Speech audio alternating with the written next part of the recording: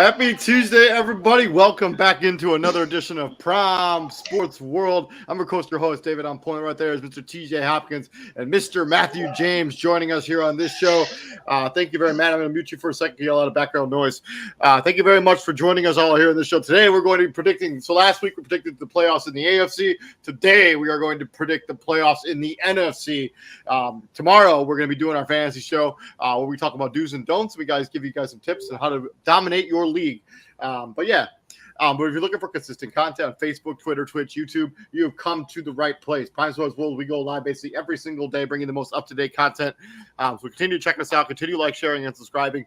We very much appreciate it. Viewership has been very nice over the last couple months. So viewership up, I think, was like 50%. So over the month before. So thank you. We do appreciate it. Gentlemen, happy Tuesday. How is everyone? What is new? Also, real quick, if you want to join us and talk a little bit of the NFC action, I will share the StreamYard link into all of the places, including our main Prime Sports World Facebook page. So if you want to talk a little bit about the NFC and the playoff picture, feel free to do so. Gentlemen, what's up? How's it going? Same old. Well, that's not ideal. I know you got to go to work here in a little bit. Same old. Yeah, I just got home from the gym. I played 3 games of full. We won all 3, despite me. Yeah, for sure, despite me. I missed every shot I took, and I got a shot blocked. And we still won all 3 games. So, You just have to get good cardio in. Yeah, for sure, 100%, man, 100%. Let's talk about the NFC. So every year that you have the kind of surprise teams to make the playoffs in the NFC. Last year, who was the team for you that you didn't really expect to be a playoff that ended up making the playoffs last year? And then we'll talk about this year. Well, I think the surprise team for everybody had to be the Cardinals, right? Especially that start they got out to. Everybody thought they'd be good. Nobody thought they'd get out to like a 9-0 start. Yeah, that's definitely true. And so it's definitely them. I guess you can throw the Eagles in there, especially down the stretch, because they kind of turned it on late, and they made that final. They got that made that push for that final wild card spot. Sorry, something just went in my eye. I'm trying to get it out. I'm good. Sorry. For me, it's Philadelphia. Like I thought Arizona would be good. I kind of thought Philadelphia would take a step back because we didn't really know how good, Jalen Hurts was actually going to be. For me, it's the Philadelphia Eagles. I'm just surprised that they were able to make the playoffs, especially because they got off to a pretty rough start. If you remember, they had to run the table at the end there, and they were shockingly able to do that. Good job on them to continue to fight and playing pretty hard. And I have made it pretty clear the last couple episodes of what I think about the Philadelphia Eagles so far this season. I think they're going to be one of those dark horse teams in the NFC for sure that can probably come out and take it all. Matt James, is this better? Can you hear me now?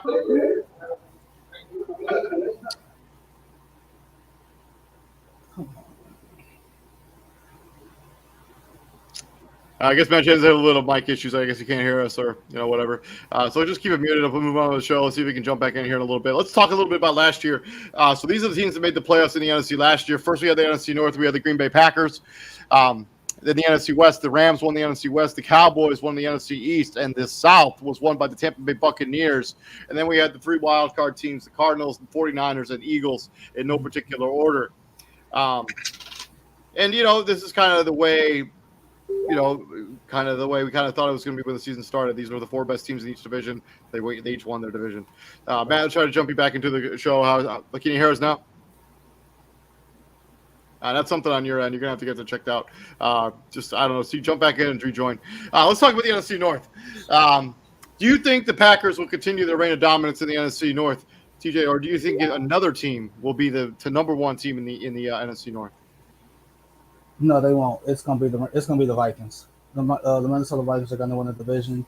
I think it was about the NFL YouTube channel uploaded a video about an hour ago now about Aaron Rodgers talking to. He was like answer some questions, and he kind of voiced like he wasn't frustrated, but we're gonna talk about that when we get to the news segment. He wasn't frustrated, but he all but said like the younger receivers, like they have to be better. Like if you can't catch consistently, I'm not going to throw you the ball. And you can you can clown Aaron Rodgers all you want for that mentality or saying that, but you also got to understand he is in a like at this stage in his career, like he's pretty much been in win now mode for a long time now, and he doesn't have time to hold hands and teach you how to play football and run routes and catch the ball. He's not going to do it, which is why we saw him basically force feed Devontae Adams the last yeah, handful of years. But that being said, like no, the Minnesota Vikings, like it's right there for them.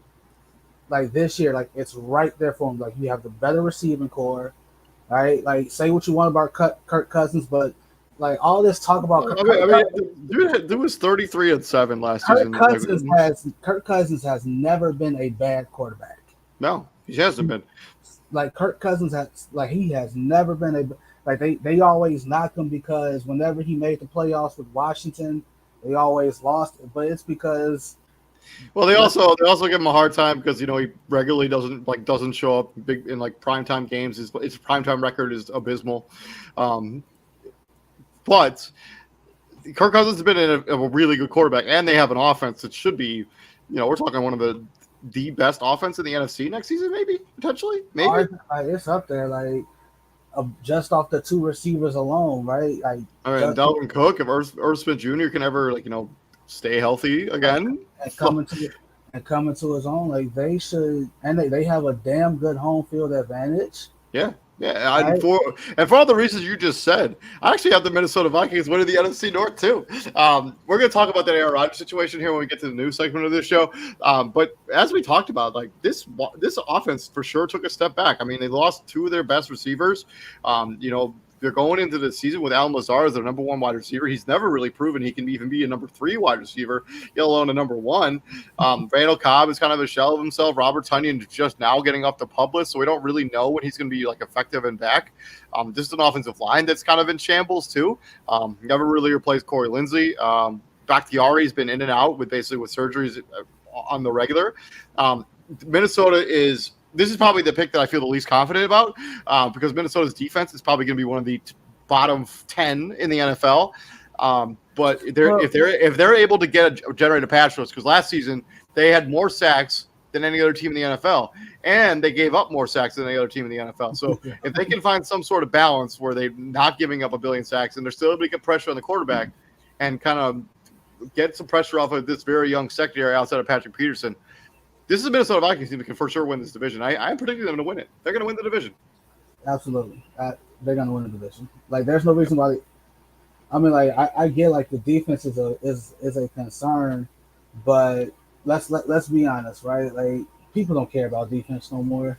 They just want to see the ball fly 1,000 times a game, and they want to see that. That's legit what they want to see. That's why they catered the game today towards the offense, right? Like receivers, the middle is wide open. You can't hit nobody no more. If receivers in the air, you have to, if they jump for the ball, you have to let them catch the ball if it's catchable, wait for them to land, and then you can hit them. They're going to be fine. I think their defense is going to be good enough for them to win this division and make it. I agree with you on that. And I think when you look at the offenses that are going to be rolling out in the NFC North this season, none of them really scare you all that much outside of maybe Detroit. And that's the kind of state of affairs of things, the way things are. Let's swing over into the NFC West. Last season, the Rams kind of squeaked out their last possible. I think last week they finally won that division in the last week with the Cardinals kind of falling apart there down the stretch and the 49ers coming on strong. But who do you have winning the NFC West this year? Do the Rams repeat, yes or no? Yes. There's no reason why they shouldn't. I mean, I get it. San Fran is expected to be better. The Cardinals are expected to be better, but again, they're without their best offensive weapon for the first month 2 months of the season, really. So if Arizona can stay afloat during those 2 months, they're probably going to be a wild card team again, as will San Francisco.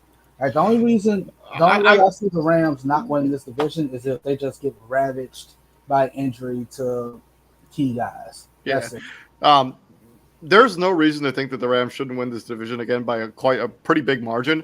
Everybody else in their division got worse. Like you could say whatever you like. I know the hype around Trey Lance right now is through the roof, but like they for sure got worse this offseason. Like I know their defense might be better, with the addition of Kadarius Ward, but they've downgraded at quarterback. Like no matter what Trey Lance does, he's a downgrade over Jimmy Garoppolo. Jimmy Garoppolo is a winner, and the Arizona Cardinals losing Chandler Jones and not replacing him with anybody, and then giving DeAndre Hopkins for the first 2 months of the season. Yeah, this is a team two teams that got worse this offseason in Arizona. The Los Angeles Rams have pretty much stayed pat outside of Von Miller. There's no reason they shouldn't win the division by 5 games, if not more. Exactly. Yeah. Yeah. Moving on from there, we're going to swing into the NFC East. The last season, the NFC East was won by the Dallas Cowboys, who did not look good at all in their preseason game. They were one of the big losers in first week of free agency of a free season. Do you have the Dallas Cowboys repeating as the champions in the NFC East? This is the head scratcher. Because they have the better, quarterback, they should, right? But Philly has the better team. But that's just because you have the better team doesn't necessarily mean you're going to be, that much more successful. I'm gonna take a flyer and I'm gonna say the Eagles because they have a better team. But I would not be surprised if somehow, some way, Dallas squeaked it out and won the division again. You already know where I'm going with this. I'm taking the Philadelphia Eagles to win the division. I think they have the hard, their defense should be rolling on a top 5 unit on defense this season. And then when it comes to the other side of the football, I think Jalen Hurts and that running game and that offensive line and those weapons on the outside, I think they're going to do just enough to score enough points. Like their defense is going to be elite. And yeah, I have the Philadelphia Eagles winning this division. I think Dallas is a little like after watching them in their preseason game, like Mike McCarthy, like that team just didn't care about playing in that game. Like they had penalties galore and like they just didn't show up at all. My level of concern for the Dallas Cowboys is not nothing like right now. I think the preseason game where they played like no starters. Yeah, like 9 penalties in the game. Like they had 22 total. Only 17 were accepted. Yeah. Sorry. And what was it? 20 out of 24 starters didn't play for the Dallas Cowboys. Like they absolutely gave no F's about that preseason game, and it could be it could be one of those instances where I just don't want my guys getting hurt. So yeah, you're not playing 20 times over. It's not a I wouldn't call it an elite look. Like if you're. So I don't know. It's Dallas is. I'm concerned about Dallas. So yeah, I got the Philadelphia Eagles winning the NFC East, and I think they could end up being like they could win that division pretty easily. I think Dallas is going to be in trouble a little bit maybe. To the South, Tampa Bay won the to the South last year. They were the only team in this division to make the playoffs. Do you have the Tampa Bay Buccaneers repeating as division champs? Yeah, because why not? Like the only team they have to worry about is the Saints, and they only play them twice a year. It's not like they have to play the Saints every week, right? So you have 4 guaranteed wins from the other 2 teams in the division. All right, you're sweeping Atlanta, you're sweeping Carolina, and then I don't know what the rest of your schedule is looking like. So there's no reason why you shouldn't repeat as division champs. Yeah, that's cute. I'm gonna take the Saints to win the division. I have been fairly on the record on this show over the last month or so. That you hate Tom Brady, I get it. I mean, I've hated Tom Brady for the last 10 years or so. Let's last month or 2 months. I'm all in on this New Orleans Saints. Like I think they're going to be a way underrated when it comes to like if you're like like Super Bowl dark horse. Like I think the Saints could go to the Super Bowl. Like their defense should be like a top 5 unit on defense. And you look at the weapons on their offense. If Alvin Kamara is not going to get suspended, that case is going to be pushed all the way till next season, unless the NFL decides to step in. When there's no precedent for that, so I don't think they will. Michael Thomas has looked awesome in training camp. I mean, they added Chris Olave, Jarvis Landry. Like their tight end room is pretty decent. Like this is a Saints team that's really deep, and their defense got better in the offseason. I think the Saints are going to win the NFC South. I just a gut feeling. I think the Saints are going to win the NFC South. That's cute, but I'm at the end of the day, it still comes down to one team has Tom Brady, the other one has Jameis Winston. Matt James, who has some audio issues, he had Tampa Bay, the Rams, Dallas, and Green Bay winning their respective divisions, and that brings us into the wild card teams. Last year, wild card teams were the Arizona Cardinals, San Francisco 49ers, and those Philadelphia Eagles. Who do you have as your first wild card team? Actually, do all three wild card teams. I'm going, if everything goes right for them, if Trey Lance proves to be the second coming, right? Got to stick with San Francisco as long as everybody stays healthy. Can I see in Arizona again? If Arizona can keep that, those first 8 games are going to be crucial, right? If they are going to be so crucial for them, if they somehow manage to split and go 4-4 during those 8 games, you're basically in a situation where you can't win, you can't lose anymore. Yeah. All right, you pretty much got to win out the rest of the season, and that's hard. It's really hard, real hard. So for that reason alone, I think because of those 8 games, I don't think Arizona's probably going to be a wild card team. I think they miss it maybe by a game. I think the NFC South is going to produce 2. So I have Tampa Bay winning the division. I think the Saints are going to be a wild card team. And no one's talking about Washington. I legit think keep ignoring them if you want to. I'm so serious. Keep ignoring them. I think Washington and Green Bay compete for that last one of those wild card spots. I am so serious. So if you had to pick 3 teams, because you mentioned 5, so I want to hear 3 Saints. The Saints. San Francisco.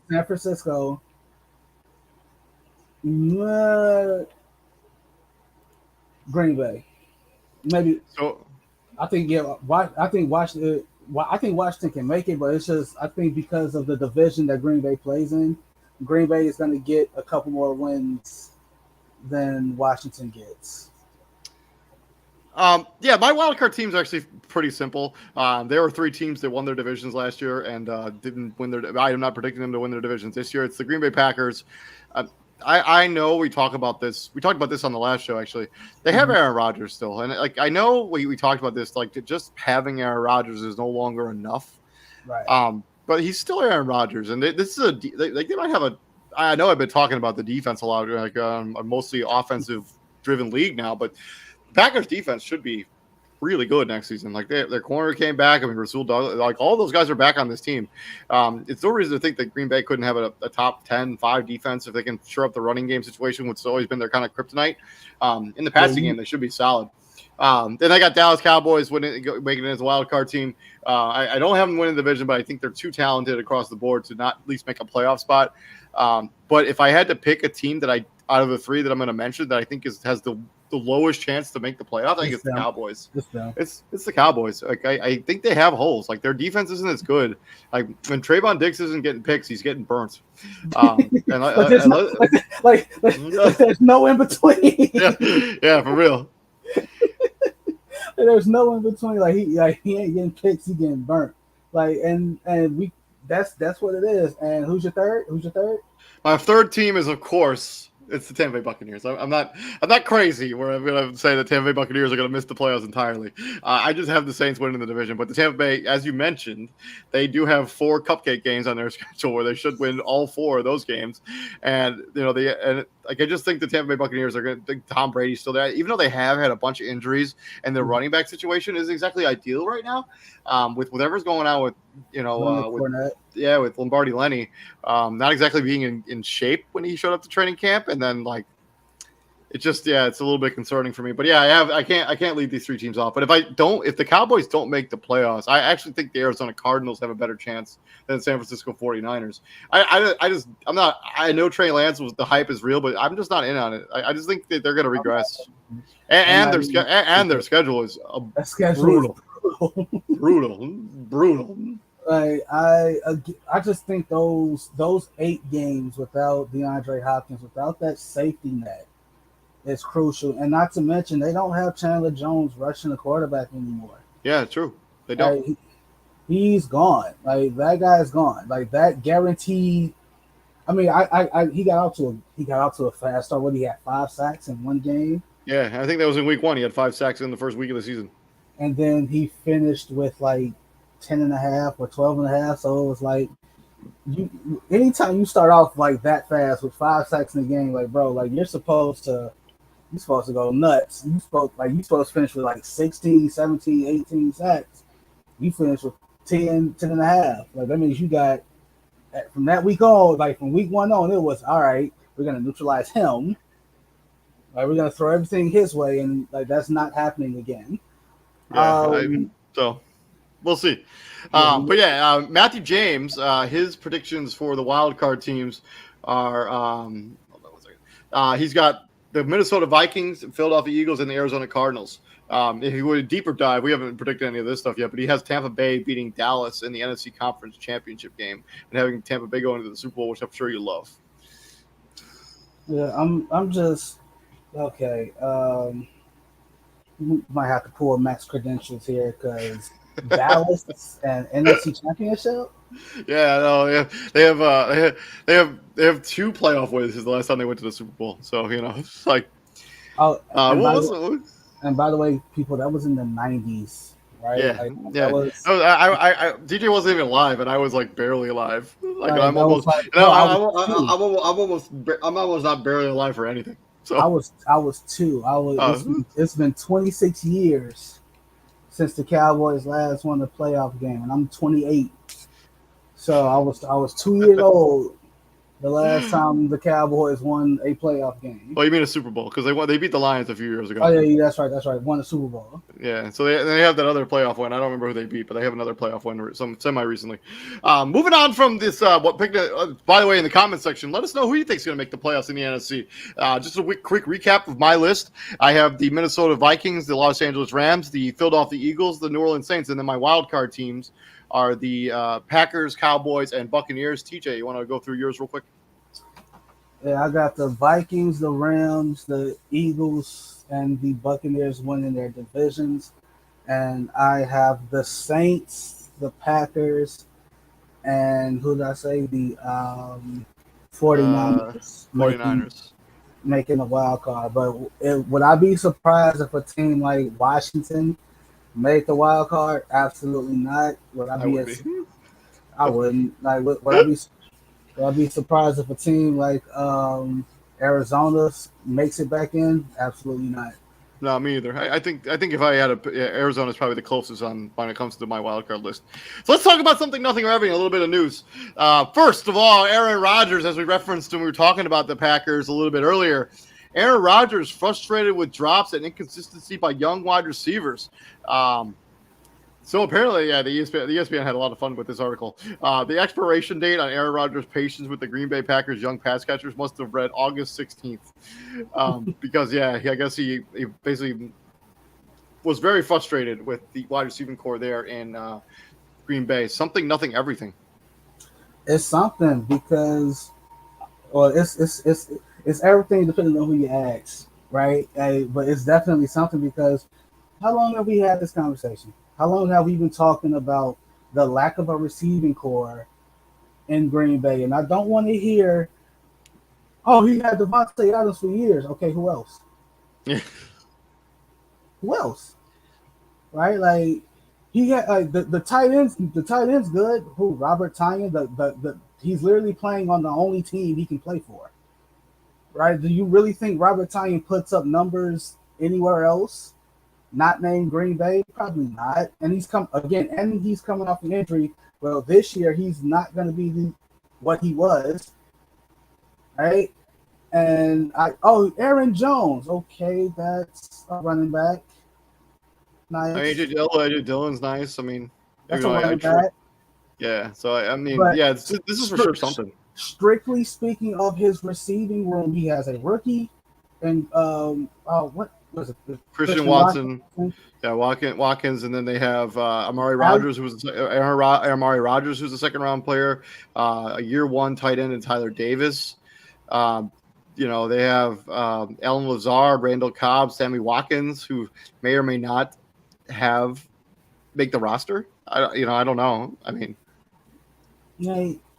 So this, and again, you just think about all those first round picks that they could have used on receivers, all the potential free agents that they could have gotten, all the potential trades they could have made, right? They could have traded for Will Fuller a couple years back. I mean, they could still sign Will Fuller. I think he's still a free agent, but I think he might be like semi-damaged goods at this point. But anyways, yeah, like this is for sure something. The fact that this wide receiving core is so unpredictable, like we don't really know who's going to be his number one. Like Alan Lazard is listed on the depth chart at number one, but it could literally be any of these guys because none of them are really concrete, set in stone number one wide receivers. I don't even think Alan Lazard is the number one wide receiver. I think he's an interesting player, but like if you ask him to be the number one wide receiver and you expect him to produce at level number one wide receiver numbers, I think you're going to be disappointed. So, absolutely. Yeah. So next one. Tyrod Taylor back in the news cycle. May get some first team reps, but Daniel Jones still the quarterback one, says New York head coach Brian Daboll. Brian Daboll in his first year as the head coach of the New York Giants. Daniel Jones coming off a lackluster preseason game where he didn't look terrible, but he didn't look great either. Something, nothing, or everything. Well, considering that the Giants are a heritage franchise, they have been one of the staples of the NFL since since the NFL's been a thing. They play in the largest media market in the country, so all eyes are on New York. It's definitely something considering the fact that you spent a first round pick on like not just any first round pick, top 5. Yeah. Right? Or top I think he was the 6th overall pick in that draft. Top 10, whatever. 6th overall in 2019. And that's it then. That's the other thing. This was 3 years ago. That's it. Right? Yeah, he's on his 4th offensive coordinator. He's on his 3rd head coach in 3 years. Right? So, and again, I'm man enough to admit when I am wrong, and I was kind of hoping Daniel Jones will take some kind of step forward. And it's not like he doesn't have the tools to be really good. Like he has it. Yeah, he's got a big arm. He's got an athletic body. He's big. He's fast. He's athletic. He's mobile. He is just, dude. Like, what's with? And I get it. Like, with the carousel, the coaching carousel does not help you at all. And the poor offensive line, and outside of last season, he didn't really have any weapons on the outside. Even though Kenny Galladay didn't play at all last season, or very little. Very little. So I mean, like, it's something because you're basically saying, hey, I'm in the market for another quarterback. Yeah, this is 100% something. This might be damn closer to everything. Because all the narrative around when they hired Brian Daboll is like, hey, Brian Daboll is going to have a Josh Allen effect on Daniel Jones. Like, we're going to see him take a Josh Allen type step towards becoming a better signal caller, better playmaker, better decision maker, and we just haven't seen it. And after one preseason game, all of a sudden Tyrod Taylor, who's bounced around the league basically every year for the last 5 seasons, he's all of a sudden taking number 1 team reps with your starting offense. Yeah, it's not good. It's everything. It's everything for the New York Giants because they're going to have to draft a quarterback. I know this is a deep quarterback. Like, the next draft is pretty deep at quarterback, so you can get a franchise guy, but it's always a dice roll. Like, you don't really know how any of these guys are going to plan out. Like, you think, like, remember the narrative around Justin Herbert during the draft process? Like, how many of those teams are now kicking themselves in the pants because they're like, listen, he's not a good leader. He's not boisterous enough. Yeah, like how many teams are now kicking themselves like, hey, we let this guy go to the 5th pick to the Chargers, and now he's tearing up the league, and we can't stop him. Like, And I can't even blame Miami. I can blame Miami the organization. I'm not blaming what is his name? Oh Mike Ross or the owner? no, the former head coach. Oh, Brian Flores. Yeah, I'm not blaming him because he wanted Herbert. Yeah. He wanted Herbert, but the GM wanted Tua, and the GM was like, you know what? No, you're going to get the guy I want, but I'm the coach. I have to like it's my offense. I need the guy that better suits and better fits my offense. I have to make people fit around him, not him fit around other people. Right. So which is why so you draft him, which now you have to make it fit around him, which is why you give up a fortune for Tyreek Hill. Yep. Two more. Antonio Gibson, a little bit uncertain if he's going to be what his position is going to be on the Commanders as the starting running back after fumbling in the preseason opener, and all the other running backs on his depth chart kind of outperforming him, at least in that one game. There's some serious questions if he's going to be the number one guy there in Washington as opposed to the one or two down guy. J.D. McKissic will obviously have value no matter what as the third down running back, but Brian Robinson looked really good in that preseason game. Let me look at his numbers real quick. Finished with 26 yards and 1 touchdown on 6 carries in the game that they lost to the Carolina Panthers. Something, nothing, everything with Antonio Gibson's role on the Commanders after a shaky preseason game and some depth at that position. It's something. He's been the one constant about them. Like even when during all this investigative stuff and quarterback carousel and Ron Rivera battling cancer, the one thing you can count on was Antonio Gibson being there and showing up and performing. Right? Like he was that lone bright star in a sea of just chaos. Right? And I'm not gonna write one guy off who's been a consistent performer after one. I'm not going to write him off after one shaky preseason game. Yeah, I agree with you. This is closer to nothing than it is something. I mean, he last season in 16 games, he missed one game due to injury. 1,000 yards, 4-point yards to carry. You always talk about that's kind of the benchmark when it comes to a running back. You want to get 4 yards. 4, you get 2nd and 6. 3rd and 2, you're at a first down. If you get 4 more yards there, 7 touchdowns. Let's not pretend like this was an elite level offense as well last season. And then the season before that, his rookie season, played 14 games, had 795 yards and 11 touchdowns. He's gotten slightly better every season. His yards per carry went down from first season to second season. But do I think his role is going to diminish based on one preseason game? No. Do I think that there's opportunity for Brian Robinson to eat into his carries? Yeah, I do think that's a thing. They spent a 3rd round pick on him. They obviously like him. And I do think J.D. McKissic will handle almost all of the third down responsibilities on long yardage because J.D. McKissic is a very good pass catching running back. He just is. This is closer to nothing than it's something, though. I still think that, Antonio Gibson is going to be the number one running back there. His carries last season, he had 258 touches. Do I think he's going to get to 258 touches? Probably not. I'd look for him to have 200 touches at least, though. I mean, come on. This is a guy who's going to have value. He's going to be good, so don't worry about it. It's a way overreaction. It's closer to nothing than it is something. Definitely. Last one. In the midst of a quarterback battle between Drew Lock and Geno Smith, Drew Lock has tested positive for COVID, will not play against the Bears on Thursday.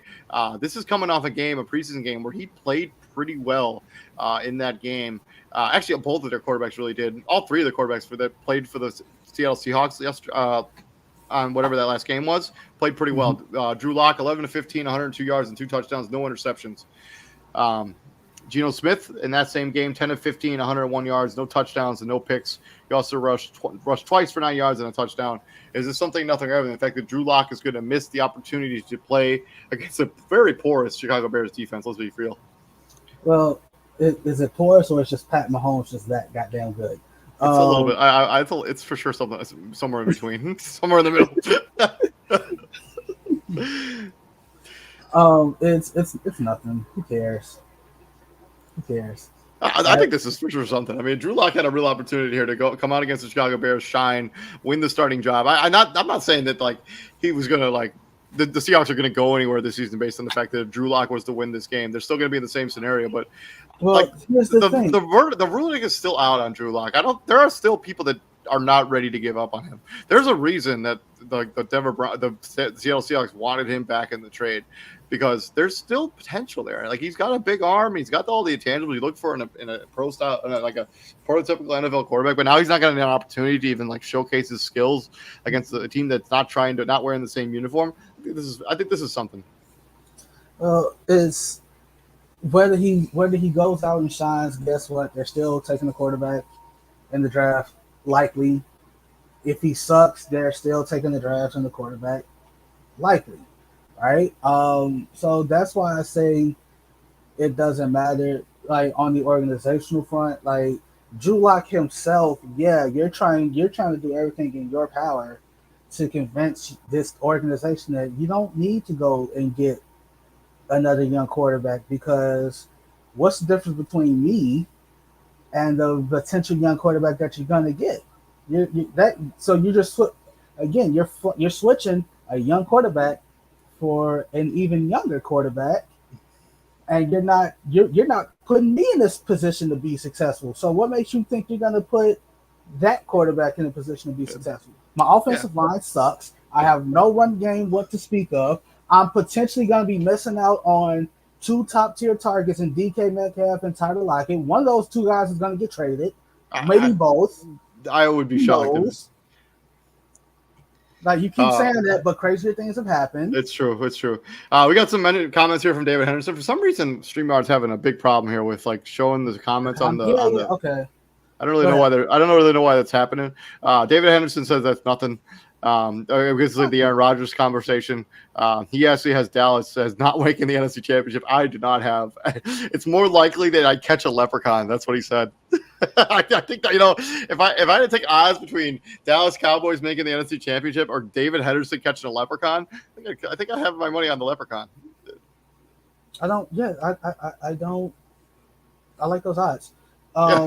That's the last one. That's the last one. Yeah, I mean, yeah, I'm gonna have to work on StreamYard. I don't really know what's going on with it. But yeah, that's been our show. We've been predicting the NFC. Wait. So I'm glad that I'm back, because we still got a little bit of time here. So usually we do GOAT Talk. It's an NBA segment, but I got a little football GOAT Talk for you, David. You ready for this? All right, baby. Yeah, I'm in. Let me get Let me get Microsoft Word fired up. All right, let's go. Player one. All right. So first out, GOAT Talk, like, it's the same rules apply, but in since it's the NFL, we're not gonna do Brady and Manning. We're not gonna do Rodgers and Brady, because like quarterbacks or players of that magnitude. Why? Because those conversations have been done to death, and you're just not gonna be swayed. Like Moss and Jerry Rice, no, not doing that. Moss and T.O., not doing that one either. So this one, they are both wide receivers. No, both not doing that. Moss and T.O., not doing that one either. Why do I hear myself? Sorry. All right, go ahead. Sorry. So player one played for the Buffalo Bills, the Baltimore Ravens, and the Jacksonville Jaguars. Okay. Went to college at Wisconsin. He's a first-round pick in 2004, 13th overall. Right. His career numbers are 381 catches, 6,008 yards, and 43 receiving touchdowns. He didn't win any awards. Like, he was never, like, no Super Bowl appearances, none of that. No All-Pros, none of that. Is this Lee Evans? This is Lee Evans. Is it? No way. All right. Yeah, so Lee Evans. All right. Player two. Player two was also a first-round pick. When you mentioned Buffalo Ravens Jaguars, I was like, it's got to be Lee Evans. Was also player two was also a first-round pick, 25th overall. Went to Ohio State. You might get this guy too, just off the teams alone. Okay. Played for the Steelers, the Jets, and the Bears. Okay, I know what it is too. All right, let me get the numbers, the stats. This is probably not close. But continue. He had 389 receiving yards. Receptions, 6,030 receiving yards, and 36 receiving touchdowns. I mean, this is the catch, man. I mean, that like you have the catch, like he's for sure. That's all it needs to be said. He has the catch in the Super Bowl. He has the catch in the Super Bowl, and that puts him over Lee Evans. Because I think for career, I think it's closer than I would have predicted. Actually, like looking at their numbers, right? I didn't realize. I guess really how prolific Lee Evans was. Like I know he was really good in Buffalo for like a long time. Those Buffalo teams were just. They were just so hit and miss. It was like good year, horrible year, okay year. I mean, but Santonio Holmes has like arguably the greatest catch in the history of the Super Bowl. Like that, making that catch at the corner of the end zone, like as times was basically expiring. Okay, but this is a situation where you have to look at like literally their situations, right? Who's put in more opportunities to succeed? Oh, I mean, come on, that's not even a question. What kind of debate is that? Santonio Holmes. So it's like you look at Lee Evans and it's like, damn, I wonder how good Lee Evans really could have been had he had a Big Ben throwing him the ball or a quarterback of that. I mean, he had like what? Who was on that team? Like that is a question. I mean, who was their quarterback? Was EJ Manuel there? No. God, no. I'm gonna go to like his. I'm taking Santonio Holmes. Like it's just taking Santonio. That catch alone, it just puts him in another tier when it comes to. Like let's just go. Try to like go a couple years ahead. So let's just like the 2007 season. I'm trying to find like his best statistical season. And hold on, coming up. It's like his best year in Buffalo. Was 2006. He caught 82 catches, 1,292 with 8 touchdowns. J.P. Lossman was the quarterback throwing him the ball for all 16 games in that season. Like, come on, man. Like, that's... Yeah, it's rough. Like his best quarterback was like Ryan Fitzpatrick, Trent Edwards, Brian Brom combo. He had Drew Bledsoe for one season. He had Kelly Holcomb. Trent Edwards, and when he probably had Fitzpatrick, he was probably way out of his prime. And Ryan Fitzpatrick. This is in 2009 or 2010. Like Ryan Fitzpatrick was like still like 30 something. I'm talking about Lee Evans. Right? Oh, Lee Evans. So, but 2000. Okay, never mind. He was 28, but he didn't put up the numbers that he was probably Buffalo fans were probably accustomed to him putting up. So 2009, he played in all 16 games, 44 catches, 612 yards, and 7 touchdowns. And that lone season that he played for the Ravens, he had Joe Flacco in his. He didn't put up yards worth mentioning. No, but yeah, it's Antonio Holmes. But yeah, Lee Evans was real good. I was a big Lee Evans fan. Like I know we're talking about fantasy here for just a second, but he was real good in fantasy as a wide receiver. Like Lee Evans was awesome. Like he was like one of those late round wide receivers that you get late in the draft, and he always put up big numbers. Like he was always pretty consistent. Like his numbers were pretty consistent across the board. But Santonio Holmes was like the complete opposite of that. He either like literally did nothing at all, or he was amazing. Like you could never predict which of those games he was going to put up the amazing stats and which one he was going to do nothing in. But yeah, give me Santonio Holmes just for the catch alone. Because okay, so what did I say Lee Evans' best year was? 2006. He put up what? 10. He put up 1,292, right?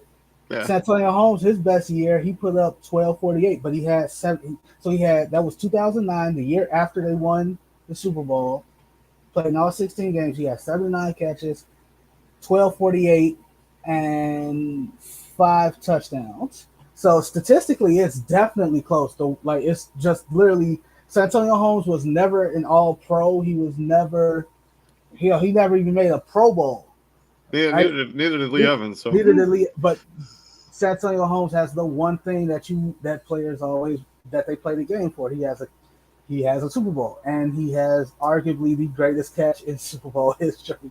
That is like it's hard to find a Super Bowl play better than that one. Like it's true. Everything about that play was just perfect.